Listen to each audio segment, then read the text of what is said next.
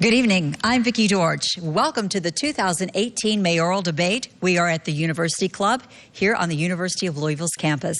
Debating tonight is Democratic incumbent Mayor Greg Fisher and Republican challenger Metro Councilwoman Angela Leet. A coalition of more than 20 women's and civic groups partnered to make tonight's debate possible. Candidates eligible to be in this debate have met the nationally recognized polling thresholds of at least 12.5% support, including the full benefit of a 3.5% plus or minus margin of error. Now let me introduce you to tonight's panel. First, we have Paul Miles, news director at Radio 840. Lisa Benson, the editor with Louisville Business First. Mark Vanderhoff, reporter with WLKY. And Betty Baye, former Courier Journal editorial writer. The debate will start momentarily with each candidate getting 2 minutes for an opening statement. Mayor Greg Fisher won the coin toss and will go first. Mayor Fisher. Well, thanks to everybody that put this event together, and a special thank you to my wife, Alex, who's here with us tonight. I'm proud to be the Democratic nominee for mayor and excited at the opportunity to keep our great city's momentum going. As an entrepreneur and businessman, I learned that individual success only happens when everybody succeeds. And that's the mindset that I brought to Metro government, that every one of our 760,000 citizens must have the tools that they need to succeed. When I first ran for mayor, I said my team and I would work 24/7 to get us out of the ditch of the Great Recession. My focus was going to be jobs, jobs, jobs. And together, we're succeeding. Since 2011, we've added 80,000 jobs. Unemployment dropped from over 10% to 3.5%. In the last 2 years, 11,000 Louisvillians have lifted themselves out of poverty, and 8,300 families have joined the middle class. 2,700 new businesses have opened. We've attracted $13 billion in investment all over our city. Look around, it's exciting. 18th and Broadway is buzzing with construction. Dixie Highway is being upgraded. Regional libraries in Valley Station and Okolona are stunning. The Urton Lane corridor will create great opportunities in the east. The beauty of the parklands at Floyd's Fork is incredible. The new soccer stadium district will be transformative, and our renovated and expanded convention center is adding more life to reborn downtown. We've put more cops on the street and invested in new crime-fighting technology. We have a super strong foundation for an even brighter future. We're working harder than ever to create college scholarships for high school graduates, and we're continuing our work to make every neighborhood safe, healthy, and secure. And I'm not for a second forgetting that this community only gets better when we work to lift everyone up. You have seen us perform. I will continue to fight for you every day. You deserve that, and that's why I'm asking for your support, your trust, and your vote. Thank you, Mayor Fisher. Councilwoman Angela Leet, you now have 2 minutes for your opening statement. Thank you so much. Thank you to our panelists and our moderator, and thank you to the various women's organizations that are here tonight. Especially thank you to my husband Lee and his support, and my two boys who are at home, Zach and Brennan, studying for school tomorrow. My sister Alicia and her husband Chris, who happens to be here on his birthday, so happy birthday, Chris. This is an important race. This is a race about priorities. This is a race about holding this mayor accountable for women and children being sexually abused, sweeping it under the rug, holding no one accountable, and hoping it'll all blow over. This is a race about your taxpayer dollars being used for whistleblower lawsuits that retaliates against employees who simply tell the truth. This is a race about my opponent who allowed homicides to double and overdose deaths to triple under his watch. My first priority is public safety. There are too many victims in our community, and under my administration, I will never allow 100+ homicides a year to become the new norm. Along with prioritizing your safety, I'll bring a unique perspective to the mayor's office. I'm a mom, an engineer, a businesswoman, a city council person. I worked from the ground up. I'm the first in my family to graduate from college, right here at University of Louisville, 2 degrees, 2 master's degrees that I had to pay for by working 3 jobs. I've stepped out of the middle class and I've had great success, and I'm ready to serve you. I'm running for the children who step over body bags when they get off the bus. I'm running for those who feel forgotten by this mayor. From the west to south, from inside the Watterson Expressway to outside the Gene Snyder. I'm running for mayor of Louisville because Louisville deserves better. Thank you, Councilwoman Lee. Our panel now will begin with questions. The candidate asked the question will have 2 minutes to detail his or her response. The opposing candidate will then have 60 seconds for a rebuttal. Mayor Greg Fisher won the toss and will take the first question. Paul Miles with News Radio 840 will ask the first question tonight to Mayor Fisher. Mayor Fisher, good evening. Your opponent last year led the call for a no confidence vote of Chief Conrad, citing the crime rate and the ongoing investigation of the Police Explorer Unit. And the police union, the FOP, the River City FOP, has endorsed your opponent. If reelected, will you retain Chief Conrad, and how do you regain the support of the rank and file? Yeah, absolutely. I have full confidence in Chief Conrad. Look, it's not at all unusual for a police chief to have a no confidence vote. Any police chief in the country in a major city almost has had a no confidence vote. So the question is, do you have a plan, and is the plan working? Overall crime in our city is down 7%. Violent crime is down 9%. Homicides are down 22%. We have a federal task force that's working with us to get the worst criminals off of the street. Our Office for Safe and Healthy Neighborhood is having programs to lift our youth up so they don't go into a life of crime. Programs like Reimage, where we've had 400 youth, criminal justice involved youth, 95% success rate. Also prevention programs, intervention programs like Pivot to Peace, when we surround someone in the hospital who's been a victim of a gunshot wound or a knife wound. Again, 95% success rate. So these programs are working. We're working with our federal law partners, the FBI, the DA, the ATF, to get criminals off the street. We also have a new command force in place that's doing a good job, so the programs are working. We can't get distracted by a simple notion that removing one person is going to make the city a safer place. We have to be real about what our challenges are here, and we also have to take a look at what's happening in other cities around our region. The opioid crisis led to a significant uptick in all of our regional cities. Our plan, compared to the plans of regional cities, is happening in a superior fashion. Now, this does not for one moment say that any type of violence is acceptable in our city, and I, along with LMPD, will work 24/7 to make sure our city is a safer place. Last, I think we all owe a debt of gratitude to all of our police officers as well. They put their life on the lines for us each and every day, and not many people will do that. Councilwoman Lee, you have 1 minute for rebuttal. Thank you. I want to remind people that this mayor's first year in office, there were 50 homicides. They've more than doubled. So I do not celebrate success or tell a story of crime reduction when there are still numerous shootings. When we look at the reality of how it is for many people in our community, that there are about 6 fewer shootings. The real success is at the U of L Trauma Center, where they are saving more lives and there are fewer homicides. It is not a celebration that we've been really successful at eliminating the gangs and the drugs in our community. I've said on day one that I'll fire this police chief because leadership matters. We should never have police officers who choose to have a career in law enforcement have to work 2 and 3 jobs to provide for their family, and I will make that a priority in my new administration. Lisa Benson, your question to Councilwoman Leet.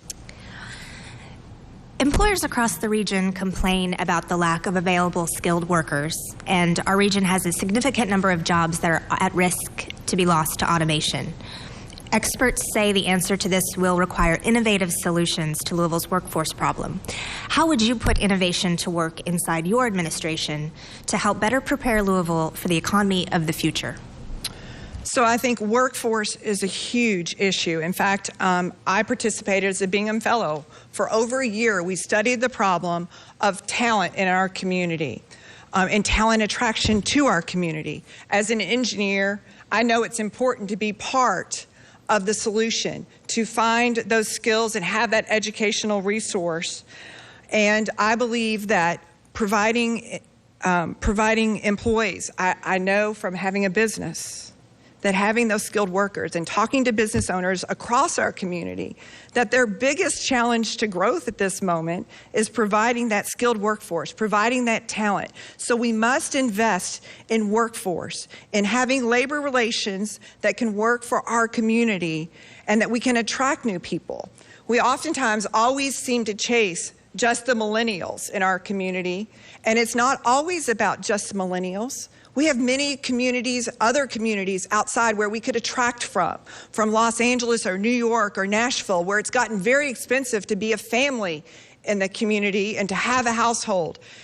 Let's attract them here for what we provide. We provide the opportunity for low-cost living. We provide great resources for ongoing education, from Spalding University, whose board I serve on, to University of Louisville, to many other resources in our community where we do provide the opportunity to continue your education and provide those skills to a workforce, to a labor workforce that can be a manufacturer. And being a manufacturer is significantly important. That is where our roots are. That's where our base has always been. And we need to do a better job attracting those jobs back to our community where people can have living wage jobs that can support their families and make families stronger throughout our community. Mayor Fisher, your rebuttal. Well, it's a sign of great success for our city. We have about 20 to 25,000 open jobs right now, so it's indicative of the strong economy that we have in Louisville. 80% of the job growth in a city is going to happen from our homegrown jobs, so it's important that we provide workforce development for them. And in this world we're living in right now, that it's global, it's technology-driven, it is all about the workforce. That's why there is a numerous amount of programs that we have to help people develop their workforce skills. Code Louisville teaches people how to be software coders. We've had over 1,000 graduates. 250 of them have been placed. A friend of mine named Marla, who I met through Code Louisville, was a working mom with 2 jobs. She said, I'm going to go through Code Louisville. She did it, and she now has a job making $50,000 a year as a coder. The Software Guild also upgrades workplace skills. Kentucky Manufacturing Career Centers for those that choose manufacturing. And then our Kentucky Health Career Center goes for that, and our growing healthcare center as well. So lots of programs here in Louisville to help people develop their workforce skills. Mark Vanderhoff, your first question to Mayor Fisher. Mayor Fisher, sewer cave-ins have become a frequent occurrence in Louisville, and MSD says they need $4.3 billion, but plans to do a rate increase of 20% or 10% rate increases over 4 years. Have not gone anywhere in the Metro Council. So what kind of rate increase plan do you support, and how would you get council support for that? Yeah, no, everybody can, when they look around, they see the cave-ins in the city. We have concerns about flooding in the city. All this responsibility falls under MSD, and they face real challenges. A lot of our infrastructure in the city goes back to to the Civil War, so you can see where these cave-ins are taking place. And so we're seeing the results of this aging infrastructure every day. The challenge is people don't really think about it that much. Water lines and sewer lines are like veins and arteries. They're inside of our body, but they are critical to operating our city. The council is giving me indications, Mark, that after this election, there'll be a vote on MSD. It's gotten caught up in some politics going back and forth. There's numerous groups around this city that believe we need the infrastructure. GLI, our Chamber of Commerce, does. The building industry believes that we do as well. We cannot build our city out in a way that is attractive to business if we don't have infrastructure that works here in our city. So I support MSD's desire to raise the fee. In America, I kind of joke, it's we want everything, but we don't want to pay for anything. Now, unfortunately, it doesn't work that way. So our MSD rate structure in Louisville is competitive to other cities, as is our water fees as well. One thing that I did 4 years ago as a business guy, I said, why do we have 2 different agencies, MSD and water? There's some statutory reasons why that exists, but we have combined as many of the services that we possibly could under a name called One Water that has resulted in $18 million of savings so far per year, and that's projected to go up to $25 million. So we're making sure that MSD is running efficiently. They have a plan put together by large internationally recognized engineering groups, and it's a solid plan that I believe will pass once this election takes place because people are just seeing the ramifications of it not being funded properly. Councilwoman Lee, your rebuttal. Yes. I'll start by saying leadership matters. I'm an engineer. I actually did my entire thesis project about MSD. So I have a great deal of knowledge and background about what afflicts MSD. What we don't talk about in our community is the fact that there's $2 billion of MSD debt already on the books. And what they're talking about is $4.3 billion additional dollars. That's nearly, if I just do a back of the napkin type of calculation, that's about $20,000 per household in this community over the next 20 years. $20,000. And the man who's running the show happens to be somebody who is under investigation by the Ohio Attorney General, who we just read a report just a couple of weeks ago in the Courier-Journal about the fact that he may owe the city of Cincinnati $450,000 or $480,000. So the facts we have to deal with are that we have a significant issue here. We need to talk about it, but we have to be truthful about what the whole story is. We're $2 billion in debt. We need another $4 billion, according to MSD. I'm not confident that they've been truthful about the whole story, and we need to have an audit of MSD before we increase taxpayers' rates. Betty Baye, your first question to Councilwoman Leet. Yes, Councilwoman Leet. I read where you said that you acknowledge that there's a lot of segregation in Louisville. I want to ask some west of 9th Street questions. A lot of segregation in Louisville, but you said that a part of it, too, is that people like to live in the bubbles they're in. So I wanted to ask you, my question is what is your understanding of redlining and restrictive covenants? And do you think that people's life expectancy ought to be determined by their zip code because they like living in a neighborhood without certain kinds of services, restaurants or whatever, they choose to live there, or were these created neighborhoods? So give me your understanding of redlining and restrictive covenants. So what I will say about my understanding of redlining, in particular in Louisville, is the fact that redlining happened under what we're familiar with, an administration that has been the same, where we haven't had any change in more than 50 years. And the fact of the matter is, it's horrible. It's not a thing that we agree with. We want to stop redlining. What I see in our community today is a new version of redlining. It's where we don't take care of the safety of our communities. And so by that nature, we reduce the home values in those communities where they're not safe. And because they're not safe, they're paying higher insurance rates, which makes home ownership even more difficult. And I think home ownership is one of the binding things that makes our community stronger and makes every neighborhood better. And I believe in the opportunity that we should be creating for people to be independent, to be homeowners, to have that opportunity to achieve what we perceive presently as the great American dream. So my idea of redlining is that we can't continue in its current form. We must provide safe communities where then people want to come and invest, where there's safety, there's an opportunity for respect and relationships to be established and to create connections across the neighborhood. And that's the type of administration that I will have that will not allow that to continue, and that we will make investments to allow everyone to succeed and be independent and free to make choices. Mayor Fisher, your rebuttal. Redlining was a practice instituted in the 1930s to the 1950s, where mortgage brokers would put red lines around areas of cities indicating these were dangerous areas or high-risk areas to put a mortgage forth. Redlining obviously has been long ago eliminated. What this resulted in was basically a form of institutionalized racism. 99% of the people that lived within those red lines were African Americans. When we think how most of us build wealth, it's through home ownership. So African Americans basically were denied the privilege of home ownership, where white families were not. So when you take a look at the wealth gap that exists today between white families and black families, redlining, and other methods of institutionalized racism were a big part of that. Now, as it relates to today, my administration has leaned in against what we call digital redlining. It's important that every person in this city, regardless of where they live, have access to high-speed internet, have the skills, and have hardware so that there's not a new form of redlining taking place. And with partners like Google Fiber, AT&T, Spectrum, and others, we're making that happen in our city to make sure everybody has access to high-speed internet. Benson, your question to Mayor Fisher.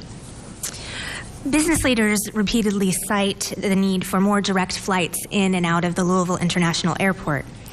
What would your next administration do specifically to make that a reality?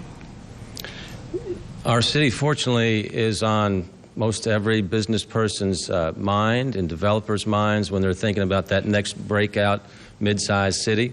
That's good for us, obviously, because it's going to create more opportunities here in Louisville for all of us to be successful.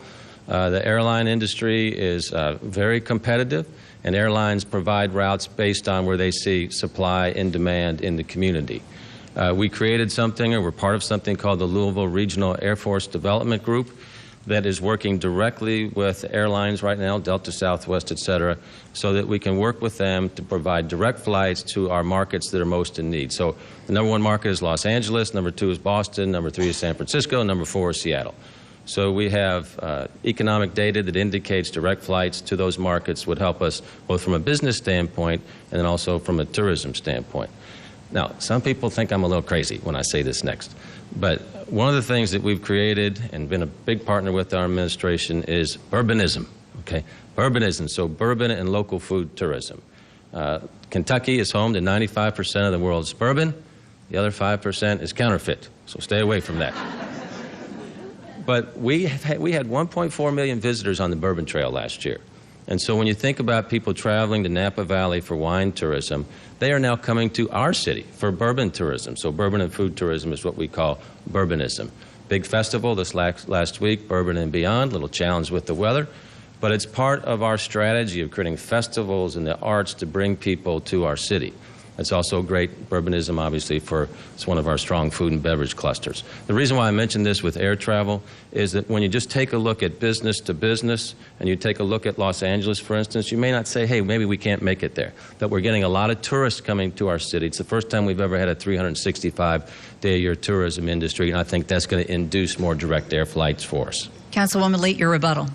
Thank you. I remember my first day after being elected 4 years ago on City Council, and I sat with Mayor Fisher at the time, and he said, well, what do you see for the future of Louisville? That was actually one of the number one things I said, is that we have to improve our direct air flights. At that time, there were only about 7 direct flights to different cities, and that's just not enough to be successful. But we have to be able to attract new people. We have to grow our population, and when you look at our population growth, we fall below the national average in population growth. So we need to create density in order to create new programs, in order to support those direct flights. I also am aware of the fact that there was opportunity to provide some funding for direct flights to help subsidize and attract those, incentivize those businesses to be here and to provide those direct flights. And there was a walkout by this administration on meeting that obligation. There was a change in that tenor of conversation, but we must support direct air flights to grow our community. Mark Vanderhoff, your question to Councilwoman Leet. Councilwoman Leet, anyone driving on downtown Louisville streets has noticed they've been torn up quite a bit for hotel construction, utility repairs. They're a little rough right now. What is your plan to pave downtown Louisville streets and make them smooth and attractive again for residents and visitors? So I think that's a great question, and I think the one advantage that I provide in regards to our roadways and our infrastructure is my civil engineering background. I've worked for many, many years in the construction industry, and I actually know what it is to start a job and finish a job. It seems that we tend to spread our resources, and construction jobs seem to go on and on and on, or even if we don't get them funded, that it takes forever to get them funded. So we need to create a priority. Now, I will give credit. Because of Metro Council's influence over the last 4 years, we've been able to create some focus in terms of our planning for our community, in terms of focusing on creating a 3-year plan of which roads are going to be paved.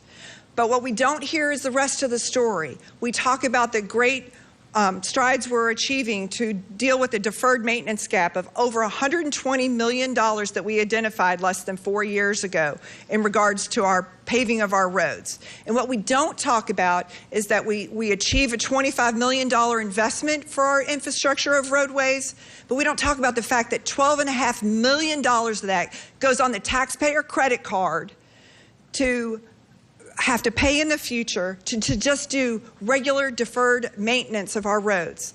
We should create an environment that is sustainable to take care of our roads, to provide the paving necessary so that people can commute back and forth to work, to get to all the businesses in downtown Louisville, South Louisville, West Louisville, and East Louisville. We have to focus on providing the roads. And what we can't continue to do is allow the roads to be congested with traffic and then decide after we've done the development to expand a road. We have to create a plan that allows expansion of roads, growth of our roads, and taking care of smart growth to be part of our solution. Mayor Fisher, your rebuttal. When I came into office, we were still at the end of the Great Recession, so we had very limited budgets at that point in time. Working together with the council, we've increased the budgets for roads up to about $18 million a year, and that's why as you travel around the city, you see roads being paved almost everywhere. Certainly with all the construction downtown, people talk about that. By the end of this paving season, you'll see most of downtown being repaved again. So we've had a huge increase of about 9 times since I came into the office with the original recession budget. The long-term transportation plan for the city is guided by a document called Move Louisville. That's available online for anybody to see. The priority of the Move Louisville plan is what we call Fix It First. We don't need new roads until we fix what we have. So you can go on there and you can see our plans for when your road is going to be paved and then new roads. We're redoing Dixie Highway right now. Of course, the Ohio River Bridges project was completed. River Road is going to be extended west from 7th to 15th Street. So we could, to be right by the new Waterfront Park Phase 4. So it's all online. You can check it out. Betty Baia, your question to Mayor Fisher. Yes, Mayor Fisher. A lot of people are very interested in hearing about the Bourbon Trail and some of the excitement that's going on downtown with that. But there are still people in our community who live in what we call food deserts. We don't hear that much about it anymore. You know, the terminology of the food deserts, people cannot drink bourbon, cannot eat bourbon. But so I want to know, what is your plan to try to bring more food to people who live in certain parts of towns that don't have it? And tied to that is, there was a recent report about Section 8, for example, people living in basically fire traps that have been approved by the city for Section 8 housing. I don't know if that report was overblown or overdrawn, but could you address those issues? I think everybody's excited about the Bourbon Trail, but people just want to eat too, and they don't have the ability to get food at any time of night like I can. Well, obviously, poverty is destructive to all of us, and food is the essential element. So many things in our country right now, because of defunding at the national level, we can't take for granted anymore. It could be food security, it could be housing security, it could be universal health care, where everybody receives health care. We find what's taking place in the grocery business right now is that the large grocery providers are going to fewer, larger stores. And that means that they're shutting down some of the smaller stores that used to be the neighborhood bodegas that a lot of people would go to for their own foods. So that is a problem that we are working with the companies to say, hey, it's not fair for you to have great business in one part of our city, but then another part of our city where maybe our people don't have as much money to spend, for you not to have the type of coverage there. So we've had some very difficult and direct conversations with those companies. Thankfully, they are working on some solutions that I hope we'll be able to announce in the not too distant future. In the meantime, we are blessed to have one of the country's greatest food banks in our country with Dare to Care, so you'll see some more progress with them partnering throughout our city. But frankly, I think that's pretty sad that here in the United States of America, we call ourselves the richest country in the world, but a lot of our citizens don't have the basic necessities of food and shelter. On the Section 8 question, Betty, if anybody's living on a fire trap, obviously that's a problem for somebody. And that should not be permitted. That would surprise me if the Housing Authority is allowing that to take place, but I will take that with me after this and see where we're at. That's obviously not allowable. Rebuttal from Councilwoman Lee. Thank you. Well, I'll start with the Section 8 because it is happening. There are people who are trapped in their homes because elevators aren't working, and we have to immediately address this. They're having to live with bed bugs and other diseases in those homes, and we have to absolutely take care of them. We have to provide a voice for the people who don't have a voice. In terms of the food desert, I found that on this campaign trail that one of the best places to campaign is in the gas station when you're stopping to fill up, when you're filling up your tank. I've had several women, Betty in particular, stopped me one night in South Louisville and said, "We have a problem." And she started running through the entire list of every grocery store that's closed west of 65, and in particular west of 9th Street. We absolutely have to address the fact that we need to provide resources. I've participated with New Roots, which is a great organization in our community that provides resources for fresh fruits and vegetables in their community on a very cost-effective plan that everybody can reach. Paul Miles, your question to Councilwoman Lee. Councilwoman, I toured the jail earlier this year, and what struck me was that a portion of that jail has become kind of a detox center for addicts. What is your plan to keep that from happening, and how do we pay for those services? So I've also toured the Department of Corrections many times. I've talked to women in the jail who are going through drug addiction recovery programs, and their stories are emphatic. The drugs are overrunning our community, and we have to do something to stop the drug houses. When I talk to people throughout our community and they simply want to close down, I know in District 7 where every drug house is, but the challenge of fighting that blight on our community is real. For dealing with the jail and drug addiction, I think there's got to be a way that we're talking to people about creating resources. I asked a question earlier this year to ask about how many beds are there available for drug addiction recovery and dual diagnosis, where we're dealing with mental health as well as drug addiction. And I have yet to get an answer of how many beds do we have on an inpatient basis and an outpatient basis. And I know that Metro Corrections serves as the largest detox facility in our state, which should never be. That was not how it was intended to be. Our corrections department is supposed to be a place where we're trying to reform people to re-enter society. And detox is not what their main job should be. We should have doctors involved, hospitals involved, the centers who provide medically assisted treatment, and provide places like the Healing Place where they go through the program. And we need to continue to support those types of organizations in our community where we take those beds that are being used for detox in our jailhouses and we're removing actually violent criminals from our community, where we are taking those people off the street instead of putting ankle bracelets on them and allowing them to be on home incarceration even though they've taken a life. Rebuttal from Mayor Fisher. Yes. Councilwoman is correct. The jail is the largest detox facility in the city, in the state. It's a symptom of what's happened with the opioid crisis that's affecting this region of the country. It started in Ohio, went to West Virginia, Eastern Kentucky, and unfortunately Louisville is also being affected by it. When you take a look at the statistics in the jail and you ask who are the most frequent users, they call them familiar faces, they're folks that both have a mental illness and some type of alcohol or drug addiction.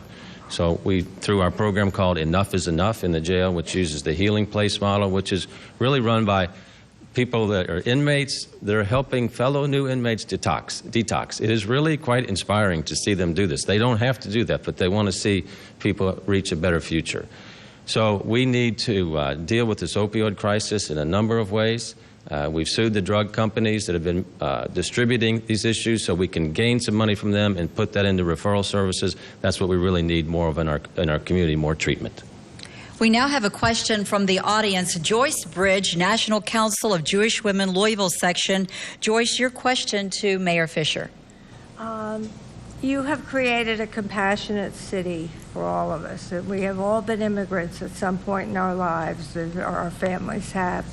I'd like to know how you plan to continue that and to be so welcoming to immigrants in the current, the current climate.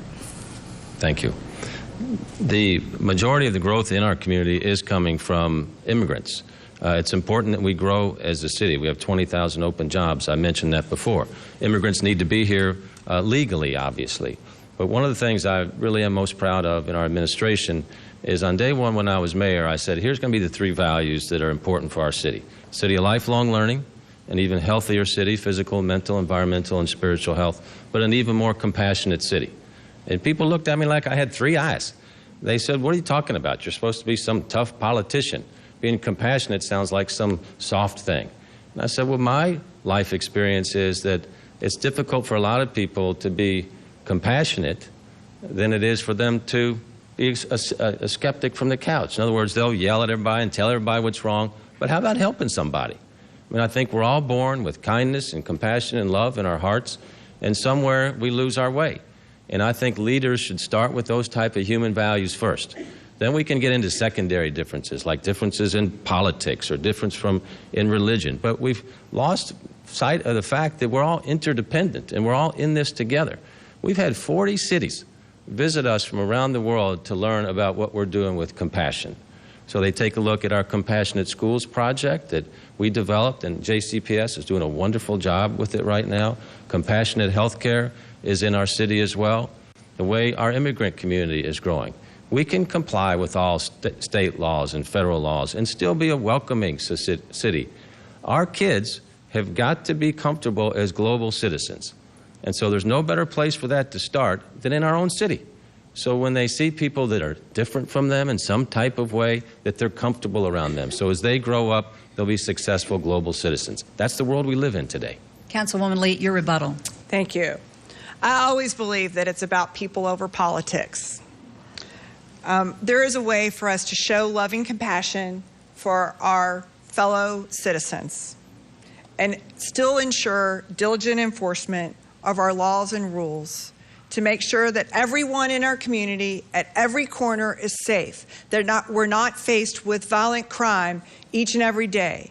When we're dealing with a community where there are 5,000 shots fired in a 6 square mile area, that doesn't feel like a very compassionate city to me. How do I explain to children that they're practically living in a war zone? That's not compassion to me. We have a lot of work to do to show that we're truly compassionate. We have to start with showing respect for every single citizen in our community. We have to provide safety throughout our community, and we have to provide connections so that people have the opportunity to lift themselves up out of their current position. Our second audience question comes from Brenna Holcomb. Brenna is with Girl Scouts of Kentuckiana. Brenna, your question to Councilwoman Leet. Okay, so we have a shortage of literacy and STEM courses in schools across the area. What are your plans to improve these courses for a higher graduation rate across school systems? That's a great question, and it's really actually right in my wheelhouse. When I started engineering school more than 25 years ago, there were only 16% women involved in engineering, enrolled in the engineering. There were also about that many, maybe a little bit more, in also the legal fields and in the medical fields. 25 or so years later, there are still only about 23%. We've gone from 16% to 23% enrolled in our engineering classes at the university level. Whereas when we look at the medical and legal fields, they've actually achieved a 50-50% balance between women and men enrolled in those schools. So we have a lot of work to do to encourage women that science, technology, engineering, and I'll throw in arts because arts are so important to our creativity, and math, that women can have, we have the skills, we have the talent to do those things. We know that nurses are outstanding and they provide living wage jobs in our community. And finding the opportunity for those technology and engineering jobs is critically important. I've spent time in our grade schools trying to inspire girls to lead in those efforts. I remember I was out at Farnsley Middle not too many years ago, and I had the opportunity to lead a session in the summertime about girls' leadership in engineering and math and robotics. And it was easy to engage girls by showing them that it is fun. It's fun to be involved in science. It's fun to solve problems, and you get to use your creative skills to solve those problems. And we have to be intentional and focused about attracting more women to those fields. That will help solve some of the wage disparity we see sometimes between different job opportunities, and will provide opportunities for women across all job fields. Mayor Fisher. The STEM area or STEAM area, both, is an area where we're making a lot of progress as a city. Coincidentally, I was at Semple Elementary this morning and went into one of the classes, and they were learning how to software code. And these kids were kindergartners, first graders. It was amazing that they're already starting. So many cities and many schools are looking at learning how to code just like learning a foreign language. So that's something that we need to do, and obviously really helps us as we pursue more STEM jobs. Louisville has been recognized as one of the most innovative cities in the country, and with that has come grants from Google, Amazon, Microsoft that have helped us do community outreach towards STEM. Our maker community, our hacker community, I really appreciate these folks. They've really led us with innovation as well. So there's a lot of examples at Code Louisville, at the Software Guild, where we can enhance the number of tech jobs we have, and we have to radically upscale that just like every city in the country. Thank you, Brenna. We now return to our panel for questions. Mark Vanderhoff, your question for Mayor Fisher. Mayor Fisher, I'd like to return to substance abuse. There are some experts in the recovery field who tell us that one key ingredient is transitional housing, so that when people come out of treatment, they can reintegrate into society. But what we're seeing in the nation and in Louisville is that residents don't want to see transitional housing in their neighborhoods. Right. So what would you do to make sure that Louisville has enough high-quality transitional housing all across the city? Yeah, that's a great point, and that's an issue that we dealt with when our homeless encampment task force was in place 2 to 3 months ago. So unfortunately, a lot of people that are homeless are suffering not only with mental illness, but opioid and substance abuse issues. So the question is, where do they go when they come off the streets? So that was like two sides of the same coin of dealing with that issue. And you're right, there's quite a few parts of our city, South Louisville, West Louisville, where homes are not being run properly. They front as a transitional housing, but basically they're just taking money from people and not providing any type of services. On the other hand, there are some very good transitional housing units in our city that not only are providing housing, but they're also providing addiction services, 12-step methods, AA meetings, NA meetings. Those are the type of places that we need in our city. So it's critical that we have the right services at the right place for folks. Again, many of these questions, or a couple of these questions, are going back to addiction issues in our city right now. We are much more open in dealing with these things than we were when I took office, I can tell you, 8 years ago, when people were very hesitant to talk about issues like mental illness or addiction. Now, when you talk to a group of people, if I asked everybody here or at home through the TV camera, most everybody has been affected in some way by this opioid crisis. So we have to deal with that form of brain disease just like we would any disease, and housing obviously is a critical part of that. Councilwoman Lee. Thank you. In talking about substance abuse, what we don't spend enough time talking about in our community is prevention. We have to get to our children at the grade school level where they're experiencing and observing in their communities these drug houses, the traffic. People know, as I said earlier, I know where drug houses are in my community, and they're very hard to fight against. You have to be persistent and consistent to try and eliminate them from your community. But we have to get to our children and make sure that they have hope and opportunity and connections to not fall into the lifestyle of drug addiction. Some of that is a choice. We also know that we have a problem with opioids in our community, and we have to continue to address that.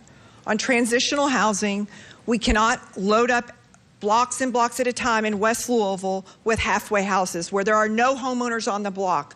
We must be persistent in seeking solutions to overpopulating our neighborhoods with transitional housing that doesn't help the neighbors build a strong neighborhood. Betty Baia, your question to Councilwoman Lee.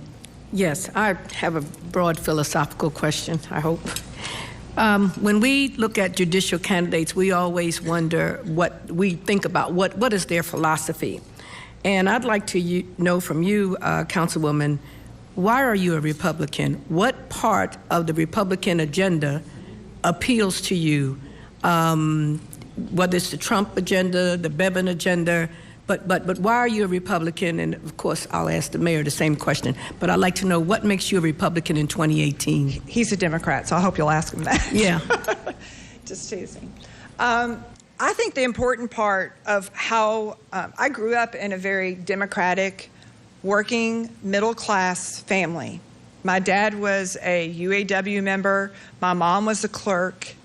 And what they taught me was this value of hard work, this value of not expecting anything from everyone, that if I needed something done, I was expected to do it for myself.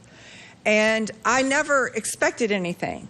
So I always went out, and if I wanted a pair of Nike tennis shoes, I did a lot of babysitting jobs, and I cut grass, and I found a way to get the Nike tennis shoes. And the first pair of Nike tennis shoes I bought was at the Kmart store just up the street.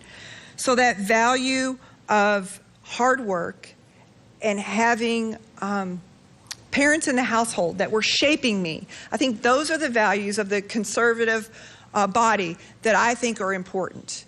Those strong family values, supporting hard work, integrity, and honesty. Those are the parts of the conservative agenda that I appeal to, along with making sure that we only live within our means, that we can survive with what we get, that we achieve what we have because we've worked hard to attain it. And those are the values that I purport to in the Republican Party. And I think that many behind me believe the same principles of strong family values, limited government, and controlling our expenditures, because we're never going to tax our way to meet spending. We have to control our spending. Mayor Fisher. Well, not everybody controls, obviously, the situation they're born into. So some people don't need any help. Other people do need help. But it's important, obviously, that everybody's accountable for that. So I'm a proud member of the Democratic Party. I stand up for women and families. I stand up for working people. I stand up for the principle that every child deserves a great public education. And this is where there's a real difference between us. I believe we should have gun safety legislation. I don't believe the state should try to take over our schools. I don't believe we should be attacking our immigrants. I don't think we should be attacking a women's right to choose. I don't think we should have a tax on science. And I don't think we should be attacking our LGBTQ community. And when we have changes in our tax law, they shouldn't favor the top 20% of wealthy people in companies in our country. That's just not right. This gap we have between wealth and income in our country is unsustainable from a moral standpoint, from an economic development standpoint, and from a public safety standpoint. Paul Miles, your question to Mayor Fisher. Mayor Fisher, is there anything you admire about your opponent? Well, sure there is. Tell us. I've known the councilwoman for 5+ years or so. She could be doing anything she wanted to be doing tonight. And believe me, she may not want to be standing right here tonight. So I think anybody that puts their hand forward to run for public office, and I see a few elected officials here tonight, deserves thanks. And I almost believe everybody should run for public office so that they can get a little understanding of maybe things aren't so clear sometimes, or at least work for a campaign so that you can understand how all this works. It worries me to see people disengage from democracy. And it worries me when I see the low voter turnouts that we have in our country that elect some of the people that we have right now. We are strongest as a country when people understand the importance of our democracy and get out and vote. So I appreciate the councilwoman being a candidate that was successful for Metro Council, and I appreciate that she's thrown her hat into this ring. Councilwoman Lee. I agree with much what he said. I not just about me, but I do admire I do admire the aspect of being a public servant. I think it certainly changes the stakes of the game. We have to invest in our community, and the best way to do it is by being involved. I'm a boots on the ground kind of person. I've worked from the ground level, and he's right. I don't have to be standing here. I could be doing a lot of other things, but I'm not satisfied with the direction I've seen our community going, that I've seen our violent crime increase, that I've seen the overdose deaths, that I've seen children and women abused by officers in our community. And I don't want to stand for that anymore, which is why I chose to get involved. I couldn't stand by any longer. So the only way to change the direction of where you see things going is by engaging in the process, by becoming one of the process, offering solutions, offering a different vision, and tackling the problems that afflict our community. Lisa Benson, your question to Council. I don't think she said anything nice about me, did she? I agree with you. I did. I agree with you about being a public servant. Lisa, you're up. It's a tough act to follow. I'll change the tone of the conversation back to the business community. Cities like Chicago, Baltimore, Washington, D.C. have all disclosed significant parts or all of the incentive packages that were offered to Amazon to land its HQ2 project. But the city of Louisville would not reveal its incentive package and has argued the information should remain out of the public view for competitive reasons. Should corporate incentive packages be kept out of the public view, and why or why not? I'm not sure. Is that that's my question? Yes. Okay. In terms of, I absolutely believe in the importance of transparency in our government. We have to be clear. We should be operating from a level playing field, and every taxpayer who works hard every single day for 8 or 16 hours a day, depending on who you work for, to protect our community, to serve our community, to provide services in our community, they deserve to know where their taxpayers are going, their taxpayer dollars are going, and how those incentives are being spent, and what they're being done to attract businesses to our community. There is some legitimacy to the idea of economic advantage, but it should not be done behind the veil of a curtain. We should be able to be clear about what we're giving away in our community. And we have so many assets to offer. Why do we have to give anything away at all? We live in a geographically beautiful area of the United States where we're 1 day's drive from 2/3 of the population of the United States. We have a river on our border. We have southern Indiana as a neighbor. We have a geographic region that has all kinds of opportunity for economic growth. But part of what we have to deal with is the fact that we've got wages that are 12% behind the national average, that we need to have new programs to make sure that people can get to work, like veterans, our homeless community. There are many people that we need to address these concerns to. Mayor Fisher, your rebuttal. Well, so I've spent 35 years as a business person and entrepreneur. I would just say, and I would ask anybody that's been involved with business, do you think that you should give your playbook to a competitor? I mean, come on. I mean, that would be business malpractice. So if you do offer incentives to somebody, they get approved at the state level. If there's some city issue involved, they're approved by the Metro Council as well. So I just think it's really important that you identify who your prospects are, you really work them hard, and then you put a deal in place that makes sense for the city and for them. Unfortunately, that is part of the way economic development runs in our country. And then there's the proper approvals that take place after that. But I think to disclose who your prospects are or what you're offering them, I just don't think it's good business practice, because other cities will take advantage of us, and then we'll lose those jobs. Part of the job of the mayor is to grow jobs. So you're going to do everything that you can to increase jobs in your community and not have any kind of competitive disadvantage. That concludes all the time we have for questions. Each candidate will now have 1 minute for a closing statement. Metro Councilwoman Angela Leet, you will go first.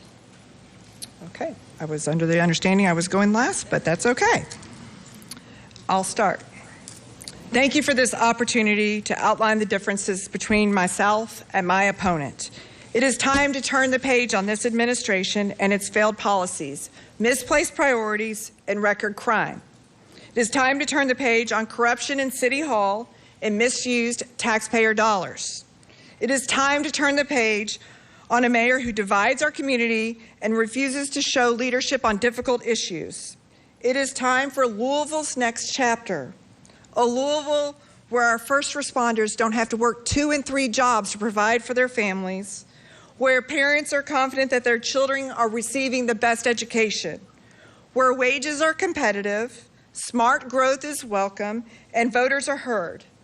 A Louisville where our families can grow and our businesses can flourish, where every individual has the opportunity for success, where we all feel safe.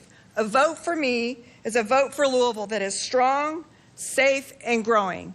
I'm Angela Leet, and I want to be your next mayor. Mayor Fisher, your closing statement. Yes. Well, thanks to all of you, and thanks to Councilwoman Leet. The future of our city fills me with a lot of hope. And I know in talking to so many of y'all in the beautiful neighborhoods of our city, you're hopeful too, and you're fired up about where our city is. We see that our city is going through a renaissance. 80,000 new jobs, 2,700 new businesses, over $13 billion in capital investments. We've never seen anything like this in our city.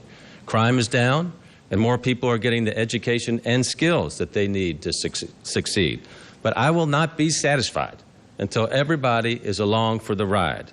My vision for our hometown is a future where every citizen in every neighborhood, south, west, east, downtown, every one of you has greater access to opportunity and the chance to be your best. That's why I will keep a laser-sharp focus on public safety and continue to create pathways for all residents to enjoy economic success. I go to bed every night feeling like I have the best job in the world. We've done a lot, but we have more to do, and we will get it done. And that's why I'm asking for your vote as mayor.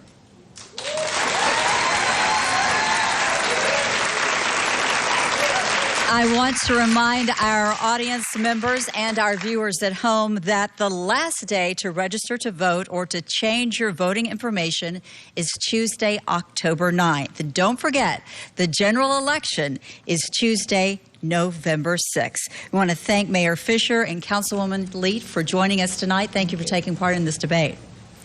And thank you, of course, to our panel as well, and the Coalition of Women in Civics Groups for partnering for tonight's debate. And we thank all of you for being here and for our viewers at home for tuning in. I'm Vicki Dortch, WLKY.